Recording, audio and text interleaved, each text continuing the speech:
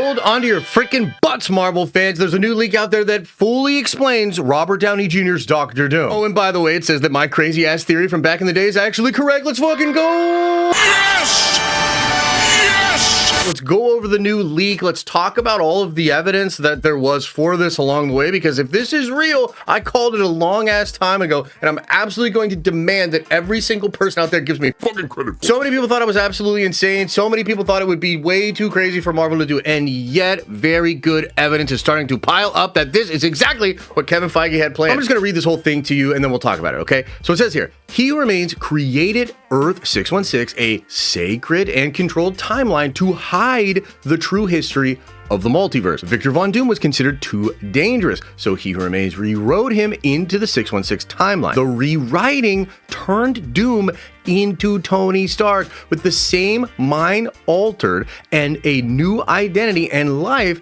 as a hero. So he's Doom in that timeline, rewritten. He has the same body, the same mind, but he's now adopted by the Starks and has the identity of Tony Stark. New identity and life as a hero. Tony Stark always felt like he didn't fit in with his family because his real life had been stolen. Those feelings of not belonging are echoes of Doom's original identity trying to awaken. The time travel Tony used in Endgame was deliberately allowed by He Who Remains. He Who Remains permitted those time travels because he needed a variant of Loki to survive outside of his control. The survival of that Loki variant was part of He Who Remains' plan to prepare for future events. The main purpose of He Who Remains was not permanent peace, but to prepare for a multiversal war against the Kang variants who betrayed him. When Tony Stark dies, a key piece of He Who Remains' control disappears. With the death of He Who Remains, the barriers containing realities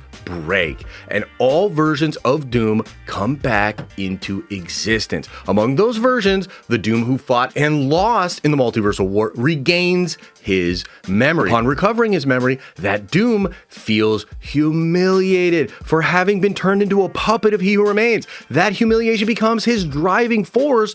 Doom doesn't just want revenge, he wants to rebuild the multiverse his own way. Okay, that's pretty crazy, and let me try to break it down. Like, let's go through some of the things that are brought up here, and I'll actually explain the evidence for them, because again, I've had this theory for literally a year. The main thing you got to keep in mind is that we already know for sure that the sacred timeline is indeed a false reality. The way He Who Remains tells it, there was a multiversal war, he harnesses the power of Alioth, and then he ends the multiversal war and he creates the sacred timeline. Now, the original understanding of this was like, maybe he goes back before there was a multiversal war and he resets time itself, and maybe that's still what it is. But remember, all the variants in the TVA come from different realities. It's very likely they're from the original multiverse, actually. But anyway, the point is, we know that the actual real version of the multiverse before the multiversal war is unknown to us. All we know as the audience is the Infinity Saga and essentially an entire story that took place in a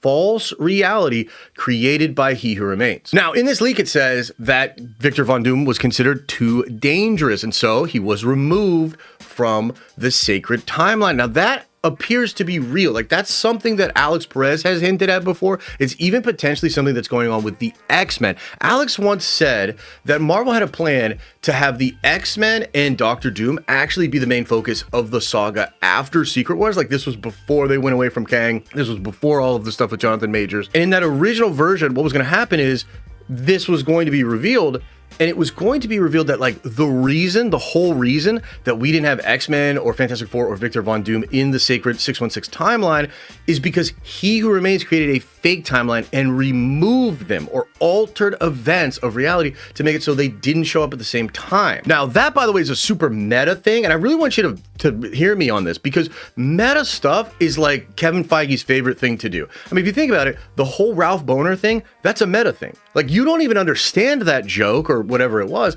unless you understand that Evan Peters was playing the character of Quicksilver in the Fox X-Men universe, and now he's being brought into the MCU as Quicksilver, and that's crazy. But that's meta. Like, that literally only works because we know that that was going to be a thing. And it's the same thing with Tom Cruise Iron Man. I mean, Tom Cruise Iron Man is a huge rumor. It might still even be in Doomsday. And the whole reason that's crazy is because Tom Cruise was originally out for the role of Iron Man. I mean, Feige brings John Krasinski back, or I guess brings him into the MCU as Reed Richards, simply because that was this deep cut thing that fans have been making art about for years. It's meta. He loves to reference that kind of stuff, and he loves to just like do stuff for the fans. And we also know that Kevin has always wanted a Marvel Cinematic Universe with all the characters together, just like Marvel Comics. And we know this because he has tried many different times throughout the history of the Marvel Cinematic Universe to have that cohesion. The Osborn Tower was supposed to be in the skyline of the original Avengers movie. The original Avengers movie had a post-credit scene where Nick Fury references Spider-Man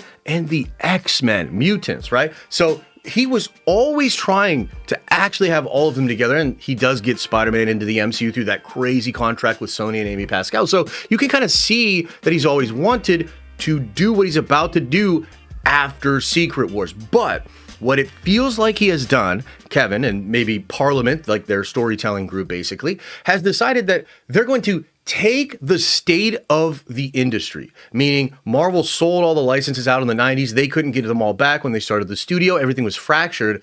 And we're going to take that idea and we're going to make it canon. And it's going to be very meta because essentially these evil corporate controlling figures removed characters from the Marvel universe and made it not as cool. And so that's what happened in real life with business people.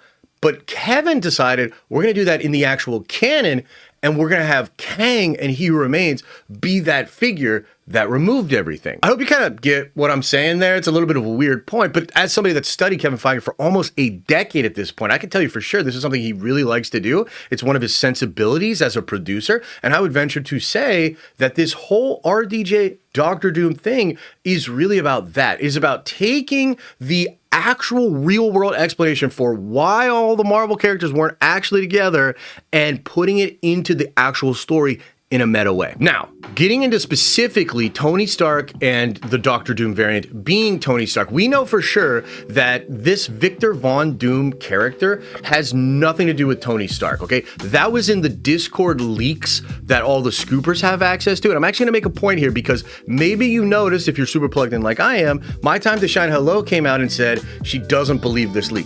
I legitimately think she is wrong, and I will explain why, and it has to do with what I was just saying. Because in that Discord leak where Shine, Daniel, RPK, Alex Perez, this is where like all of those people get all of their info. The leak very specifically says that RDJ's Doctor Doom has nothing to do with Tony Stark. It does not say that Tony Stark has nothing to do with Victor Von Doom. I personally think this is a big misdirection because for all intents and purposes, RDJ's Doctor Doom is going to be traditional Doctor Doom. We've heard that a lot. Kevin Feige's talked about that. Russo's have talked about. Daniel RPK has reported this. He's traditional Doctor Doom. He's not a Tony Stark variant, right? And so that's what I think the leaker's source told them. That's why the leaker's source said that Victor Von Doom has nothing to do with Tony Stark. But I think it's a word game because technically, Tony Stark has a lot to do with Victor Von Doom in this scenario. It says here in this leak that the feelings of not belonging are echoes of Doom's original identity trying to awaken. The time travel Tony used in Endgame was deliberately allowed by He Who Remains to get a Loki outside of time. Now let's first break that down. Let's break down both parts of that. So we do know that RDJ's Tony Stark had a lot of issues with his family, okay? And, you know, there's the whole scene in Civil War where he's building the barf technology to kind of try to have some closure because he was an asshole to his parents and they died one night and he didn't say goodbye to his dad, and it like was really, really rough, right? So what this leak is suggesting is that it will be revealed in Doomsday that a lot of those feelings, and honestly probably a lot of the sort of dark proclivities that our RDJ Tony Stark had are because he was actually Victor Von Doom, right? And Alex Perez recently said something that I think ties into this, so just walk with me on this. Alex Perez recently said that in the Multiverse of Madness movie, when Stephen Strange says to Reed Richards that, hey, didn't you guys chart in the 60s when, you know, he hears of the Fantastic Four? Alex suggested that the reason Doctor Strange has that vague memory of them being a pop band in the 60s is because it is an echo of the actual memories that he has of when they were all in the same universe and when the Fantastic Four went and they were astronauts in the 60s and they got their power. What that implies is that echoes of the memories from the original version of the multiverse are still out there in these characters, and that would be an example of that with Stephen Strange. But might we get an example of how the character of Tony Stark had many different moments where those echoes, those memories of him actually being Victor Von Doom were starting to kind of arrive. Now, the whole stuff with Loki's really interesting because it did kind of explain this in the Loki show. Like, this isn't actually too surprising. Loki show kind of says this already. He Who Remains explains that he needed to find Loki's to be the outside of his control thing. Like, he literally says that there's this moment where the script, they pass the moment where he knows everything and it's all about Loki, but then again, that's a part of a script in season 2. So it's really implied that He Who Remains needed Loki to be outside of time for some purpose to prepare for the multiversal war. Now, another thing I'll say about this that's so interesting, in season 2 of Loki, He Who Remains says, my variants are already out there, which is interesting. I don't think he's saying that they've already appeared because you stopped me, but it could be that. I actually think what he's saying is, they've always been out there. I never actually removed them. Because if you look at this image of the Sacred Timeline, and this here is from Quantumania, and it's the Kang who we imagine becomes He Who Remains, right? The guy that gets exiled in Quantumania. But if you look at this right here, what is this? This is the multiverse underneath, and then a timeline, the Sacred Timeline, removed from the multiverse, and it is being gardened, right? It is being pruned, and he's not allowing it to expand. I think the pruning word is very specific for a reason, because it eventually leads to Loki and the tree, right? And the branches and all this sort of stuff. And this is actually stuff that's in Endgame. Cap talks about trimming the branches when he gets on the time platform at the end of the film. Anyway, the point I'm making is when you go back to Loki season 1, as He Remains is explaining the multiverse, he explains that universes are stacked on top of each other. And when you see that, it's very similar to what Kang the Conqueror shows Janet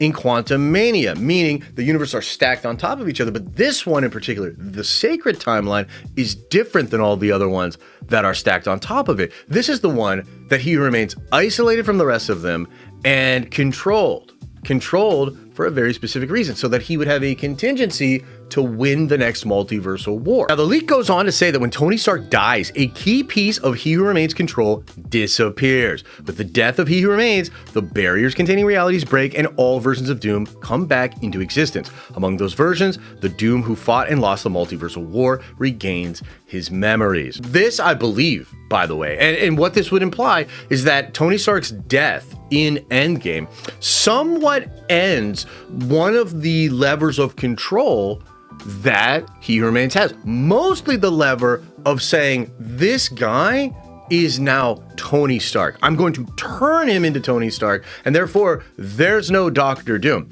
And when that ends, and I don't fully understand why exactly, but when that ends, or maybe it's when He Remains dies or whatever, it allows that control to stop. I believe what this is going to do is it's essentially going to take the Sacred Timeline that's just existing, and it's going to cause branches.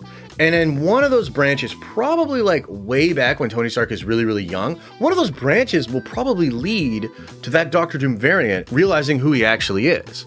And then getting his memories back, realizing that he's actually a variant of the original Doom from the original universe, and then he gets really, really upset. Now, this part's really crazy. I know this is all insane, but just walk with me on this, okay? We have heard a lot of stuff about how Captain America is gonna be this huge part of this film, and that RDJ's Doctor Doom wants to kill this freaking Captain America. He wants to kill Steve Rogers. Well, this is why I think this happened. It says here at the end of the leak, upon recovering his memory, that Doom, which again is going to be the main Doctor Doom, feels humiliated for having been turned into a puppet of He Who Remains.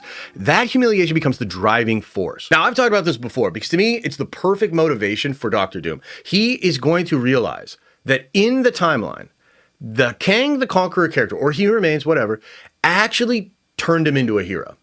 So it's not just that somebody controlled the timeline and stopped Victor Von Doom from existing. No, it's actually worse than that. They took the guy that is Victor Von Doom and they turned him into a hero, okay? That is going to really piss off this guy. That's going to really piss off Dr. Doom. But here's the thing that I think is going to happen with Steve Rogers. I believe when Steve Rogers gets on that time platform and goes to take all of the stones back, I believe he is going to come to some kind of understanding of the true nature of the multiverse. Basically, I think Steve Rogers is going to realize that this is a fake reality. And in that moment, Steve has the opportunity to actually undo it and to take us back to the real reality. But Steve won't do it. You know why?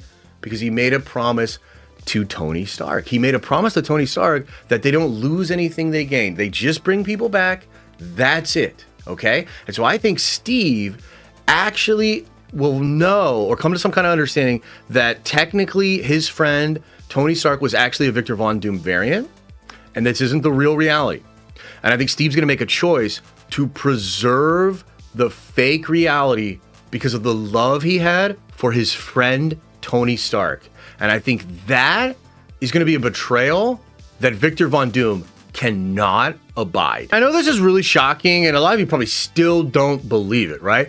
But let me just take you through a couple of reasons why I've always believed this. And the main one is actually the very first thing that the Russo brothers say about Tony Stark is they get out on stage and Anthony Russo says, due to the unbelievable possibilities of the Marvel multi-universe, we give you the one person who could play Victor Von Doom. They've echoed this in different interviews and whatnot. And so basically like what they're saying is for our story, the only person that could play Victor Von Doom in our story was RDJ. Well, guys, literally, what other fucking explanation is there than what I'm talking about?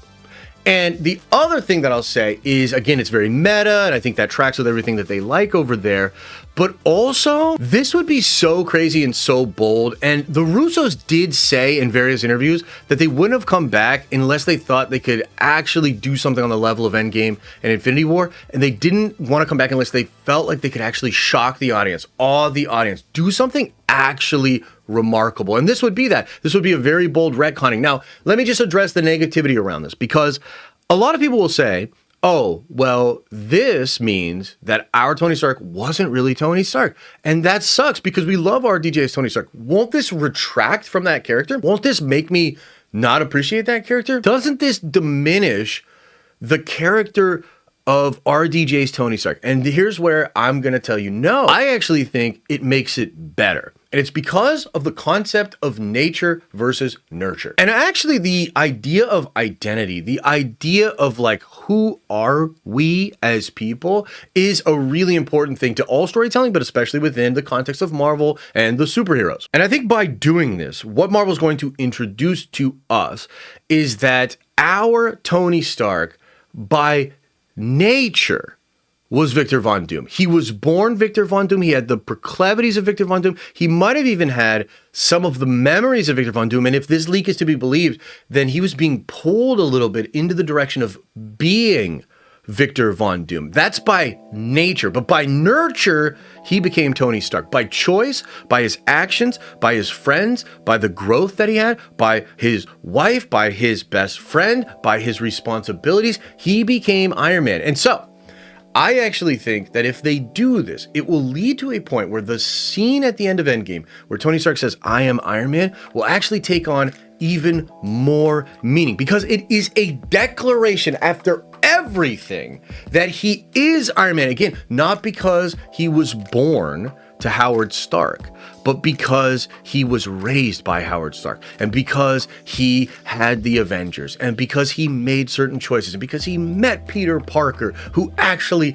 became a big part of why he became such a good guy, and he met Steve Rogers, and Steve Rogers is a massive part of why he becomes such a good guy. And that is the journey of life. That's what makes a person. So you could sit back and say, after all is said and done, and maybe we watch Secret Wars, we watch all this stuff, and we're sitting there and we're asking ourselves this question: did this diminish the arc of Tony Stark? I am going to argue most of us at that moment will be saying no. And most of us at that moment will be saying, wow, I can't believe they actually made it even more impactful. And it also opens the door for the next version of Tony Stark, because there's been some rumors that maybe what they're going to do is keep RDJ's Doctor Doom post Secret Wars and instead recast the Iron Man character, bring Tony Stark back, and they're like, oh shit, Tony's back, but it's just like a different person. Maybe it's like actually biological Tony Stark as well. Well, that allows the next version of Tony to be very different than the one we knew and allow that character to develop and be Tony Stark in their own very unique way. And I actually think that's dope. I think it actually keeps everything on the shelf the way that it is. It's a very bold retcon. It's very wild, but it would be very cool. So there you have it, guys. New leak out there. I don't know that this is real, but I believe that it is real. We will talk more on stream about this week because I think it's so freaking awesome. I mean, what do you guys think of all this? Is it crazy? Let me know all your thoughts in the comment section below. And as I always say, I hope you are having an awesome and a nerdy day. And I'll see you in the next video.